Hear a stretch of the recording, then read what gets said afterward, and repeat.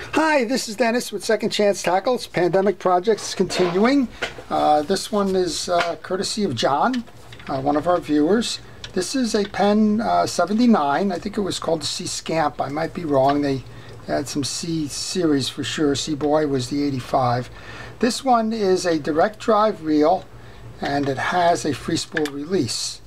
So this was one upgrade from the Knuckle Buster that the 77, for example, did not have the piece. It still has no drag, but it has a free spool, so when you're casting, you're not getting hit in the knuckles by the back spinning handle. So we're going to take this apart. We'll show you how to service it. And John did include an eccentric spring, which would suggest that the free spool spring is broken inside. We'll see. And if it is, we'll show you how to replace that as well. If not, we'll show you how to maintain this reel if you have it, and we'll show you what it's made of if you're thinking of getting one. This reel goes back quite some time. This is a 1950s, 60s reel, and it has stood the test of time here.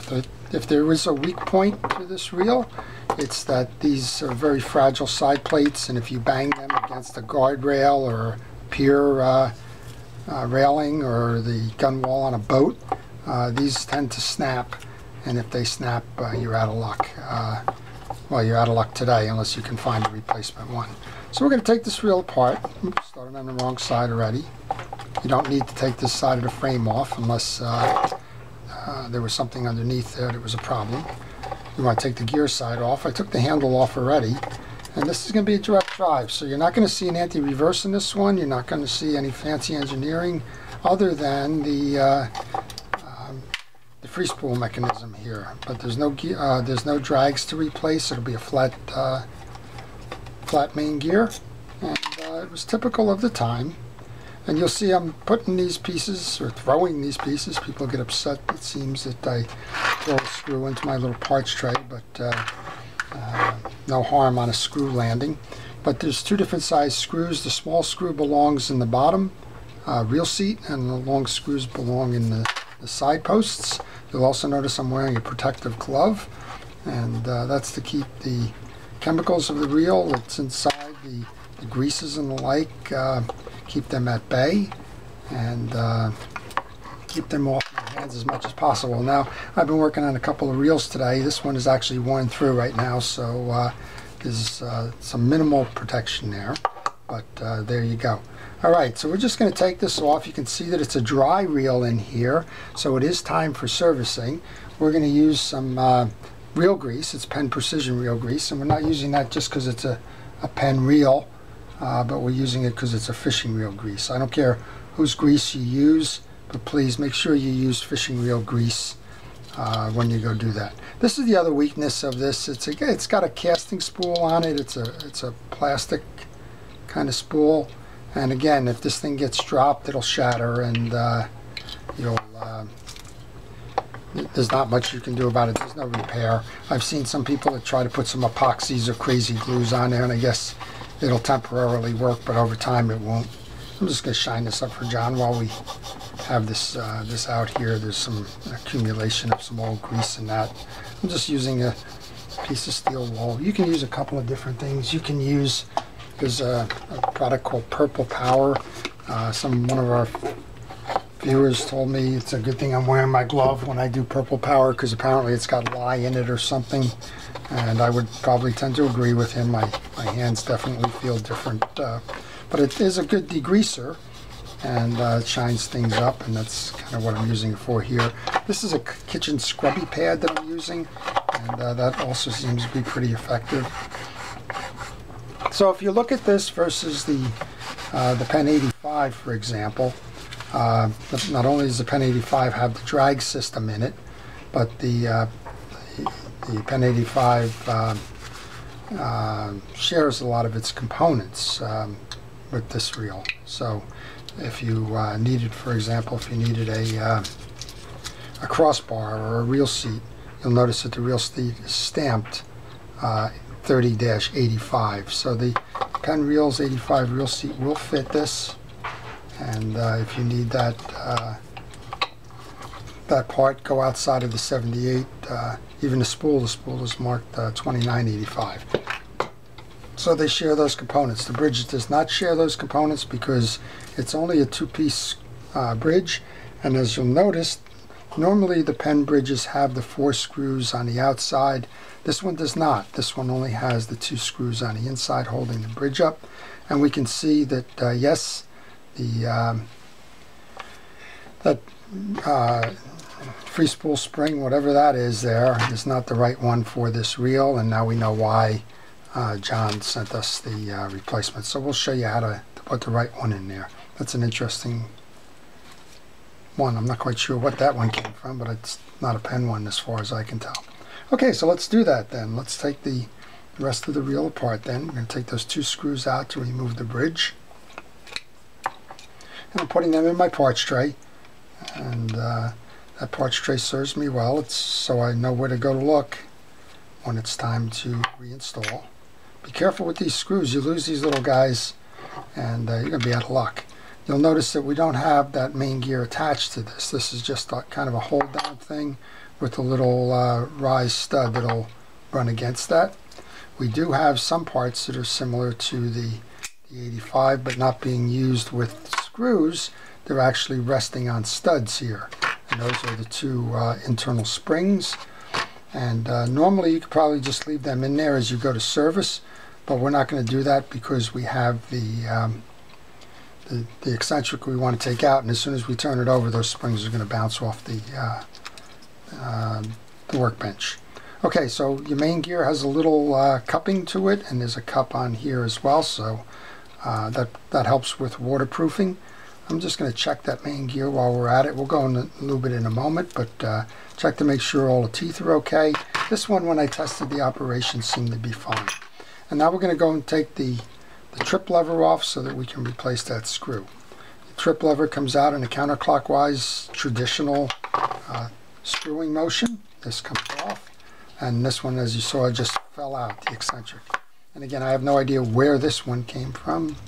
Maybe I'll just go put that on my you got me pile. Someday someone will show up with a spring. John, let me know if you want it back. I'll be happy to send it back to you. I have no idea where that one is. But this does look like the proper one for the reel. So let's go ahead and put that on. So you want to make sure that the reel is clean internally and externally. I showed you we used some Purple Power before on that one. I'm going to use WD-40 here as a degreaser because that other stuff, I don't know the residual effect of it if it's lying on the inside the reel. I don't need to have anything in there that's going to affect the greases and the like. So generally speaking, if it's on the inside of the reel, I'll just use WD-40. It's a light oil. Don't use it for lubricating. It says lubrication on it. Sure it does. And it's really a rust buster or a penetrating oil. But you know, in a pinch, yeah, I guess you could use it, but I wouldn't recommend servicing your reel with it.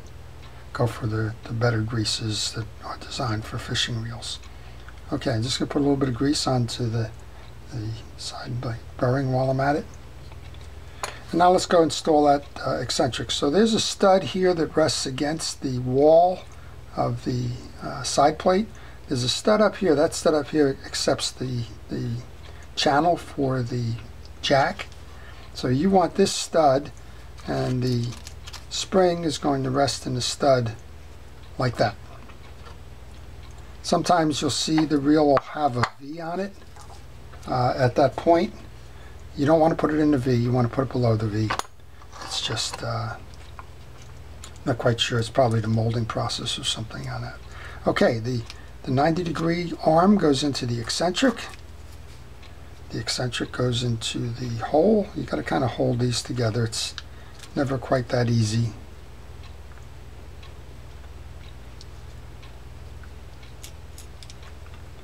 And this will take a try or two.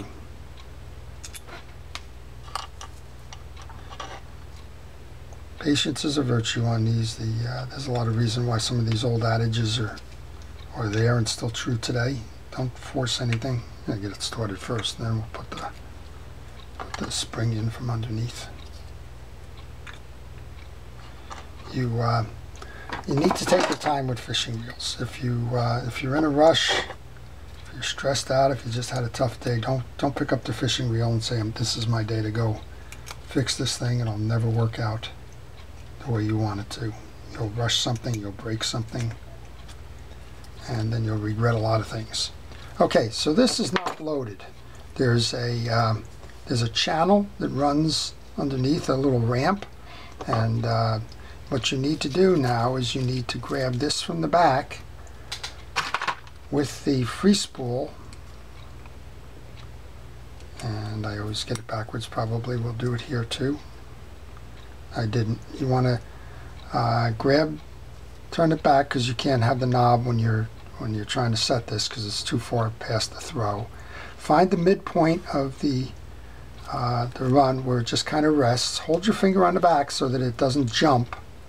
Then reverse the free spool lever so that the button is over the sidewall. And then come on back in, get that screw that holds it. And now you can tighten that down. And that's how you replace the spring on almost all the Penn reels of this generation. Now you see you got the proper spring in there. It's doing what it should do.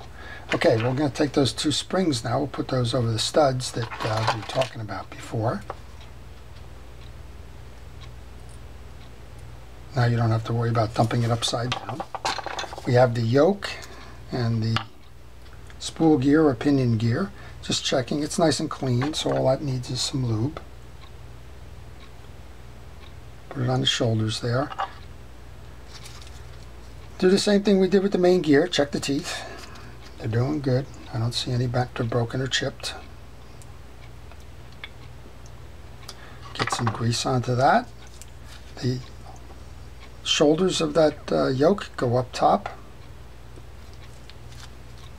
The groove in the pinion gear faces out.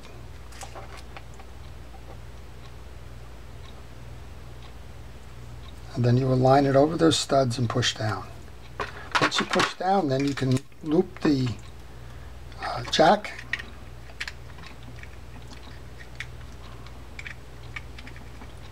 and rest it in the channel like that. So that's your service of your upper end. The main gear we already took a look at. It's fine. We're going to make sure we do two things. One of those is to put a little bit of lube in a couple of spots on the main gear. You don't have to flood every channel. You also want to put a little bit of lube onto the shaft that's going to go through the bushing. Then you can simply insert that. Drop that into the case. Remember with this one now, you had the stamping was facing out. So it says that the 3-78 was facing out. So that's what we're going to do now. We're going to put this on top of the assembly. We're going to push down and we're going to align the holes for those brass screws. And with any luck with me and small screws, we'll get a better chance at this. But that's what you want to do. Get one in. Don't finish it all the way because you're not sure under your thumb there whether you're aligned with the other one. And we're not. And if you tighten that down a little bit more, you'd have some trouble with alignment. So make sure that you tighten it enough, snug it up, but don't tighten it all the way until you get the second screw in.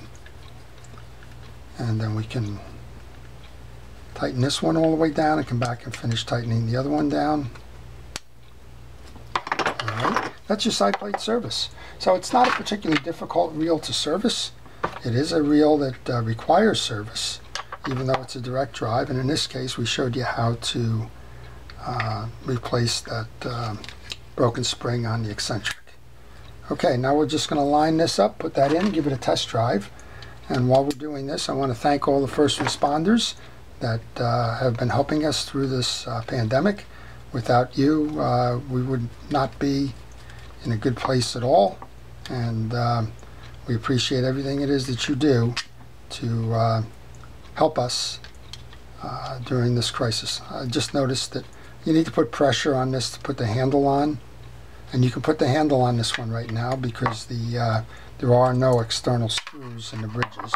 So I'm just going to take this from the other side. I'm going to push out on that the bottom of the main gear and put the handle on so that it's an easier task this way than the other way.